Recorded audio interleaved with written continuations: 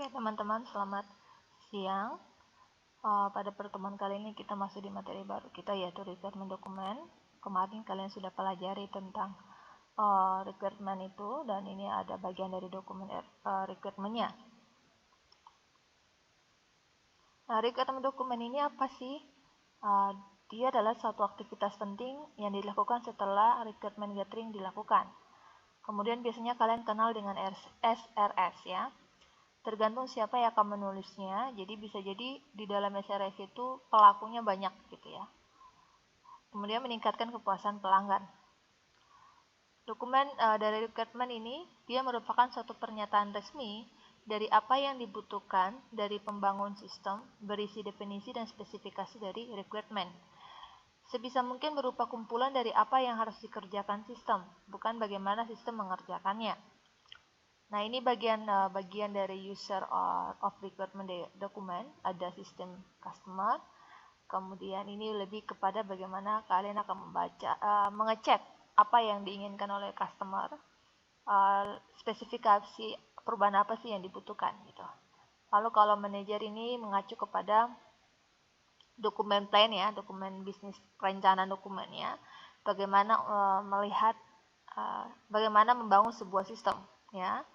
Kemudian ada namanya sistem engineer. Ini di saat kalian yang di bagian manajer itu bagaimana sistem akan diproses ya. Lalu di bagian sistem engineering itu sistem akan dibangun ya. Kemudian sistem test engineering use the requirement to develop validation test for the system. Jadi di sini ketika sudah diproses modelnya nanti seperti apa sistemnya, lalu dibangun, kemudian nanti akan divalidasi dan dites ya. Oke, valid. Kalau tesnya berhasil berarti valid ya. Kalau enggak ya uji lagi gitu, coba lagi.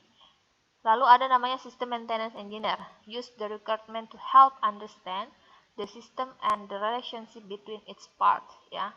Jadi ini lebih mengacu kepada ketika sudah divalidasi dan dites akan di maintenance. Jadi hubungannya dengan sistem dan interaksi yang terjadi antara sistem sama penggunanya nanti seperti apa, maintenance. Oke. Lalu dokumen kebutuhan sebaiknya dia harus menjelaskan perilaku eksternal dari sebuah sistem, lalu menjelaskan batasan pada implementasi, mudah diubah, kemudian sebagai alat referensi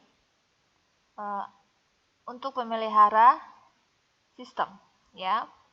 Kemudian mencatat peringatan awal tentang siklus dari sebuah sistem. Ya, kemudian menjelaskan bagaimana sistem merespon hal-hal yang baik. Oke. Jadi ini dokumen requirement harus berisi tentang hal-hal yang ini. What is a software requirement specification atau SRS?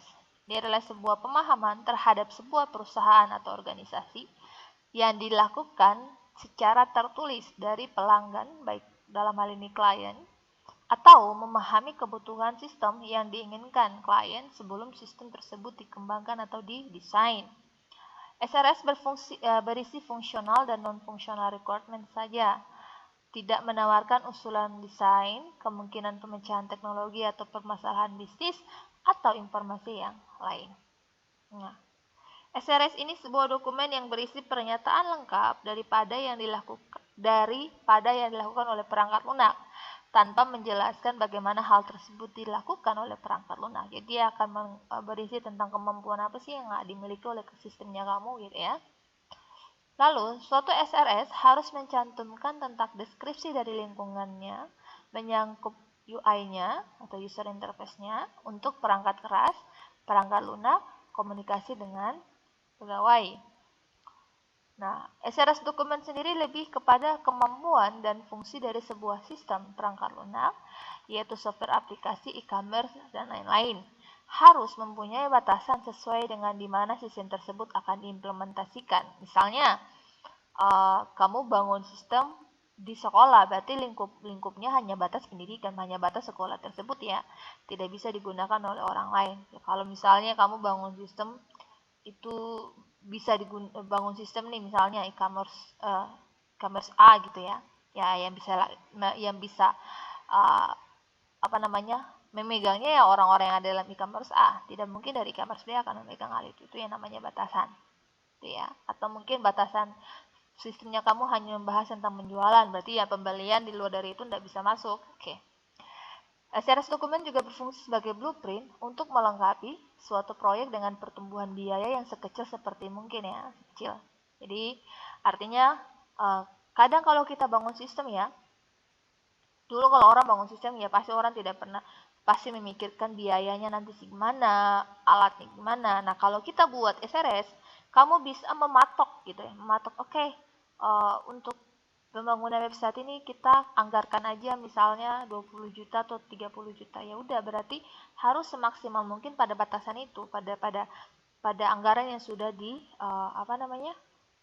dibuat gitu ya. Jadi nggak bisa langsung misalnya 20 juta kamu bikinnya 20 juta 100 ribu, ya nggak bisa, tetap nggak boleh ya. Itu pentingnya SRS.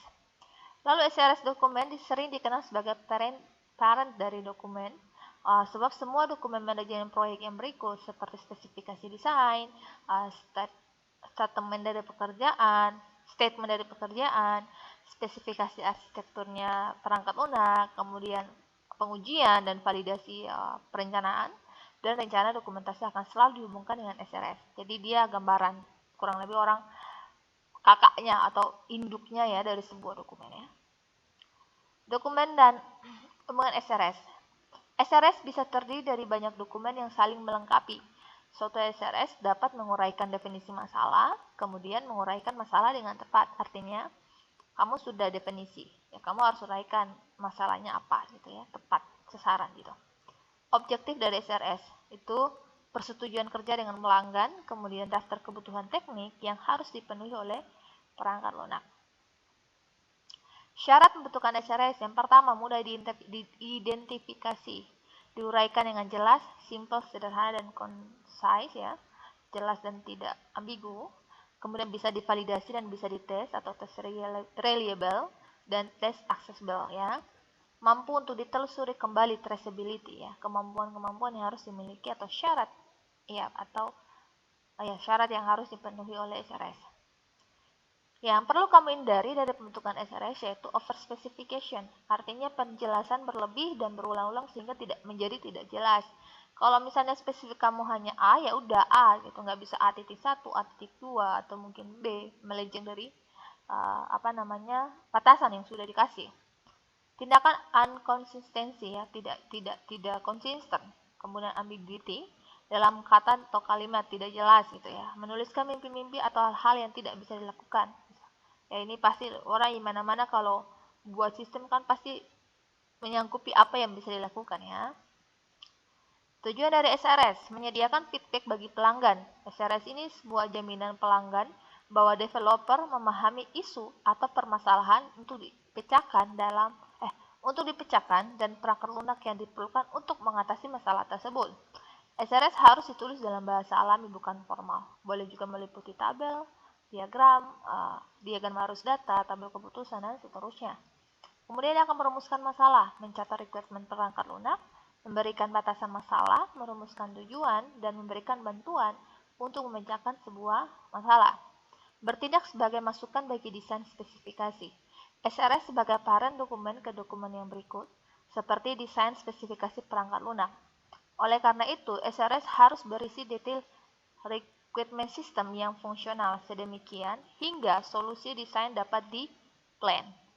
Sebagai suatu produk validation check, SRS juga bertindak sebagai parent dokumen untuk testing dan validation yang akan diberlakukan bagi requirement untuk diverifikasi.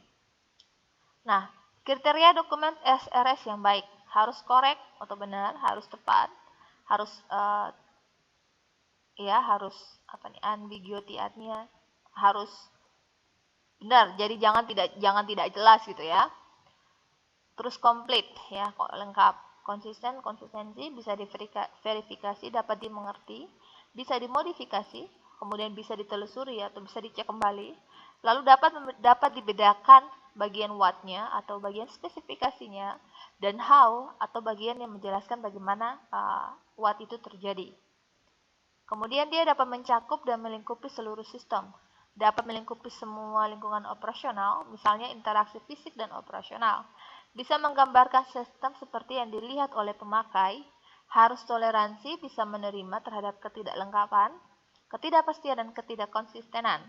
Harus bisa dilokalisasi dengan sebuah coupling, yaitu hubungan ketergantungan antara dua model yang tidak terlalu erat.